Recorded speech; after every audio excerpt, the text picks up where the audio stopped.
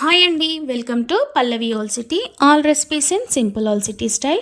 ఈరోజు రెసిపీ బ్రేక్ఫాస్ట్కి అందరికీ ఎంతో ఇష్టమైన బ్రెడ్ చేశానండి. అది కూడా వీట్ బ్రెడ్, గోధుమ పిండితోనే తయారు చేశానండి. ఎంతో ఈజీగా సింపుల్గా చేసుకునే రెసిపీ అండి. ముందుగా దీనికి కావాల్సినది 2.5 కప్పుల గోధుమ పిండిని తీసుకున్నాను. మీరు కనుక బ్రెడ్ సైజు బిగ్ అంటే పెద్దగా చేసుకోవాలనుకుంటే గోధుమ పిండిని కొంచెం ఎక్కువగా తీసుకోండి. అంటే సుమారు 3 కప్పులంతగా తీసుకోండి. ఇప్పుడు ఇందులోకి చిటికెడంతా ఉప్పును వేయాలి. అలాగే 1.5 స్పూన్ బేకింగ్ పౌడర్ని కూడా వేసి పిండిలో కలిసిపోయే విధంగా కలిపేయండి. మీరు కనుక బేకింగ్ పౌడర్ యూస్ చేయలేము అనుకుంటే ఈనో పౌడర్ని కూడా వాడచ్చు.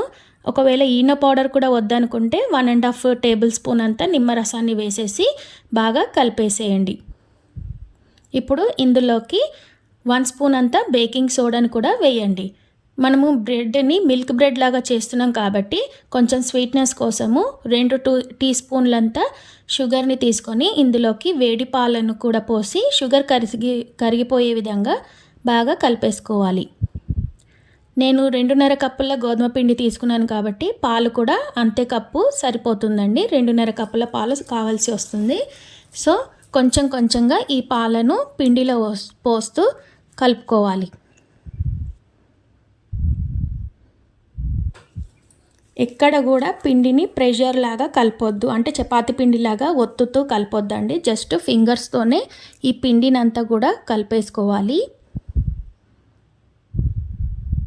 ఎక్కువగా ప్రెషర్ చేస్తే బ్రెడ్ అనేది సాఫ్ట్గా రాదు, గట్టిగా అవుతుంది. సో కొంచెం కొంచెంగా పాలు పోస్తూ ఫింగర్తోనే ఈ పిండినంతా కూడా కలిపేసుకోవాలి.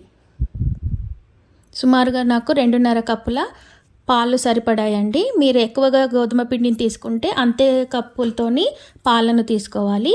చూడండి, పిండి ఈ విధంగా కావాలి. పకోడీ పిండి వేస్తాం కదా, ఆ మాదిరిగా పిండి వస్తే సరిపోతుంది. ఇప్పుడు ఈ పిండినంతా కూడా ఒక దగ్గరికి సెట్ చేసేసి 2 టేబుల్ స్పూన్లంతా ఆయిల్ని వేసి అదంతా కలిపేసి పిండిని నేను చూపిస్తున్న విధంగా ఫింగర్స్తోని ట్యాప్ చేసేసి పక్కన పెట్టేసుకోవాలి.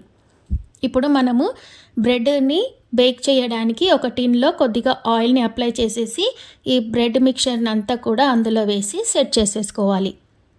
ఈవెన్గా స్ప్రెడ్ చేయాలి. ఎక్కడ కూడా ఎక్కువ తక్కువగా వచ్చేటట్టుగా చేయొద్దు. నీట్గా ఈ టిన్ లోపల బ్రెడ్ బ్యాటర్ని అంతా కూడా స్ప్రెడ్ చేయాలి. ఇలా ఒకసారి నీట్గా స్ప్రెడ్ అయ్యాక 1 టీ స్పూన్ అంతా ఆయిల్ని దీనిపైన వేసి అది కూడా ఈవెన్గా అప్లై చేయాలి. ఇలా నేను ట్యాపింగ్ చేస్తున్నాను కదా ఫింగర్స్తోని, అలా ట్యాప్ చేస్తూ ఆయిల్ అంతా కూడా ఈవెన్గా స్ప్రెడ్ చేసి అప్లై చేయాలి. ఇలా అప్లై చేశాక మనము ప్రీహీట్ కోసం ముందే ఒక స్టవ్ పైన కడాయి పెట్టేసుకొని ఒక ప్లేట్ లాంటిది పెట్టి 10 నిమిషాల పాటు ప్రీహీట్ చేసుకోవాలి. ఇప్పుడు మనము ఈ బ్రెడ్ బ్యాటర్ పైన నువ్వుల్ని కూడా లైట్గా స్ప్రెడ్ చేసేసుకొని ఈ టిన్ని ప్రీహీట్ చేసుకున్న కడాయి లోపల పెట్టేసేయాలి.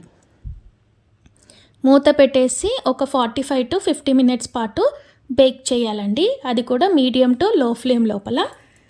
మధ్య మధ్యలో ఒక్కొక్కసారి చెక్ చేస్తూ ఉండండి, బేక్ అవుతుంది లేనిది తెలిసిపోతుంది. నాకు 50 మినిట్స్ పట్టిందండి ఈ బ్రెడ్ తయారు కావడానికి. చూసారు కదా ఎంత సాఫ్ట్గా వచ్చిందో. నైఫ్ పెట్టి కూడా చూశాను, చాలా నీట్గా వచ్చింది. సో బేక్ అయినట్టే, సింపుల్గా పర్ఫెక్ట్గా బేక్ అయ్యింది. ఇప్పుడు మనము దీన్ని 10 నిమిషాల పాటు చల్లారనివ్వాలి. 10 నిమిషాల పాటు చల్లారాక ఇప్పుడు దీన్ని డీమోల్డ్ చేసుకొని ఒక ప్లేట్లోకి తీసుకోవడమే. చూసారు కదా ఎంత సాఫ్ట్గా ఫ్లఫీగా వస్తుందో. మంచిగా ఇప్పుడు కట్ చేసి చూపిస్తాను. మనం కట్ చేస్తుంటేనే విరిగిపోతుంది, అంత సాఫ్ట్గా ఫ్లఫీగా రెడీ అయిందండి. మంచిగా ఈ బ్రెడ్ లోపల కూడా ఎయిర్ బబుల్స్, ఎయిర్ క్రాక్స్ అనేటివి కూడా చాలా ఫామ్ అయ్యాయి. చూడండి ఎంత బాగా కనిపిస్తుందో. అలాగే ఇంకొకటి కూడా కట్ చేసి చూపిస్తాను, చూడండి. మీకు కనుక ఈ రెసిపీ నచ్చినట్లయితే like, share and subscribe Pallavi all city. చూడండి బ్రెడ్ లోపల ఎంత బాగా వచ్చిందో, సాఫ్ట్గా స్పాంజీ టైప్ లాగా. అంతేనండి, సింపుల్ ఇంట్లో రెడీ చేసుకునే మిల్క్ బ్రెడ్ నచ్చితే మీరు కూడా ఒకసారి ట్రై చేయండి. And thanks for watching.